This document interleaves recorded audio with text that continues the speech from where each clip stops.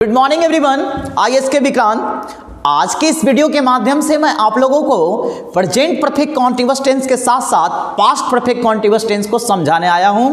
मैं सबसे पहले आपको बताना चाहूंगा परफेक्ट कॉन्टिन्यूअस का मतलब क्या होता है। देखिए, अगर हम परफेक्ट कॉन्टिन्यूअस को एक साथ यूज कर दिए तो इसका मतलब यह हुआ कि परफेक्ट का मतलब फिनिश और कॉन्टिन्यूअस का मतलब रनिंग एक्शन, यानी एक ऐसा सेंटेंस, एक ऐसा टेंस जिसमें काम खत्म भी दर्शाया जाता है और काम चलते भी रहता दर्शाया जाता है। यानी कोई ऐसा काम को दर्शाया जाएगा जो काम के कुछ पार्ट खत्म भी हो चुका होगा और वो काम चलते भी होगा। इस कंडीशन में हम प्रेजेंट परफेक्ट कॉन्टिन्यूअस टेंस के साथ साथ पास्ट के एक्शन में ऐसी बात को दर्शाने के लिए पास्ट परफेक्ट कॉन्टिन्यूअस टेंस का प्रयोग करते हैं। मैं सबसे पहले आपको एक बात बता देना चाहता हूं, प्रेजेंट परफेक्ट कॉन्टिन्यूअस टेंस या पास्ट परफेक्ट कॉन्टिन्यूअस टेंस को बताने के लिए, एक्सप्रेस करने के लिए, रिटेन करने के लिए दो टेंस के कॉम्बिनेशन को यूज किया जाता है। जो एक टेंस है वो परफेक्ट है और दूसरा है कॉन्टिन्यूअस। एक परफेक्ट और दूसरा कॉन्टिन्यूअस। परफेक्ट का मतलब आप लोगों को मैं पिछले कई वीडियो में बताते आ रहा हूं कि V3 से परफेक्ट को डिनोट किया जाता है और V4 से कॉन्टिन्यूअस को डिनोट किया जाता है। तो यहां पर V3 के रूप में बीन का प्रयोग किया जाता है और V4 के रूप में जो एक्शन कंटिन्यू रहती है उसका प्रयोग किया जाता है। यहां पर नीचे में आपको हम शो करके बताए हैं कि हैज और हैव का प्रयोग हम प्रेजेंट परफेक्ट कॉन्टिन्यूअस के लिए करेंगे और हैड का प्रयोग हम पास्ट परफेक्ट कॉन्टिन्यूअस के लिए करेंगे। लेकिन प्रेजेंट परफेक्ट कॉन्टिन्यूअस और पास्ट परफेक्ट कॉन्टिन्यूअस तभी कहलाएगी जब हैज, हैव, हैड, बीन के साथ V4 हो और उसके खास एक टाइम का प्रयोग किया गया हो।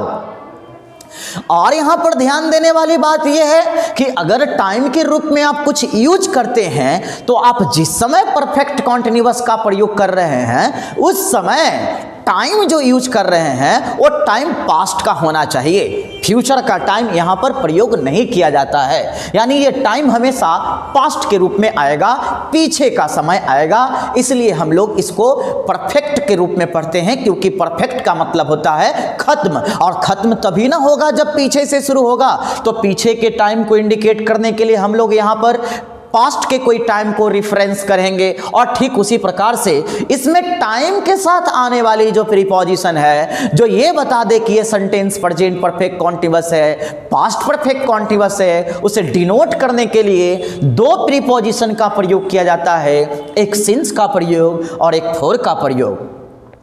तो सिंस के प्रयोग कहां पर की जाएगी, फॉर का प्रयोग कहां पर किया जाएगा, इनको जानने के लिए एक हम छोटा सा पॉइंट तैयार किए हैं जिससे आपको एकदम क्लियर हो जाएगी कि सिंस का प्रयोग कहां किया जाता है और फॉर का प्रयोग कहां किया जाता है। सबसे पहले आप समझिए कि सिंस का प्रयोग कहां किया जाएगा। सिंस का प्रयोग पॉइंट ऑफ टाइम के लिए किया जाएगा। पॉइंट ऑफ टाइम का मतलब एक ऐसा समय जो निश्चित हो, जैसे दिनों का नाम, जैसे महीनों का नाम, जैसे आप ईयर का नेम भी ले सकते हैं, 2021, 2020, 2022, ये सब ले सकते हैं।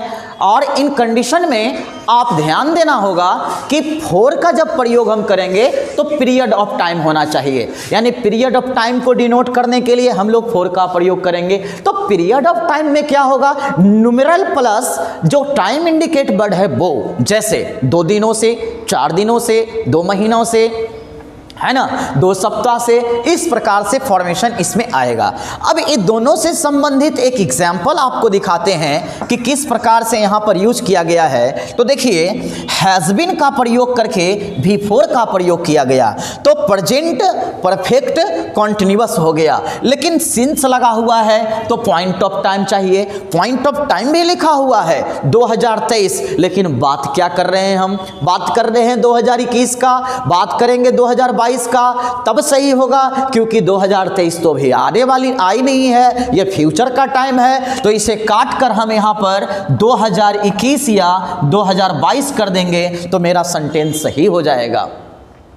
अब ठीक उसी प्रकार से हम आगे की बात करते हैं तो देखिए यहाँ पे लिखा हुआ है she had been teaching here for 10 days. यहाँ पे देखिए न्यूमेरल है और उसके बाद टाइम आया है, तो न्यूमेरल और टाइम का प्रयोग हम जब भी करेंगे तो इसके साथ में पीरियड को शो करेंगे और पीरियड को दर्शाने के लिए फॉर का प्रयोग किया जाता है। ठीक उसी प्रकार से अगले पॉइंट में हम लोग पढ़ेंगे he has seen the man since Monday. अब बाबू यहाँ पे सिंस लगा और पॉइंट ऑफ टाइम आया है मंडे, लेकिन इसमें बिफोर नहीं है, बीन नहीं है, तो थोड़ी कंफ्यूजन हो जाएगी कि बिफोर और बीन कहां चला गया। जब स्टेटिव वर्ब आए, जब कॉन्टिन्यूअस टेंस वाले क्रिया स्टेटिव वर्ब के रूप में आ जाए, वैसा वैसा एक्शन जिसका बिफोर बनाना संभव नहीं है, उस कंडीशन में उसका V3 फॉर्म का प्रयोग करके ही एक्शन को दर्शाया जाता है सिंस और फोर के साथ। तो यहां पर ध्यान देना है कि जब स्टेटिव वर्ब का प्रयोग किया जाए, सी का प्रयोग, लव का प्रयोग, लाइक का प्रयोग, नो का, थिंक का, रिमेंबर का, तो इन कंडीशन में V3 का प्रयोग करके ही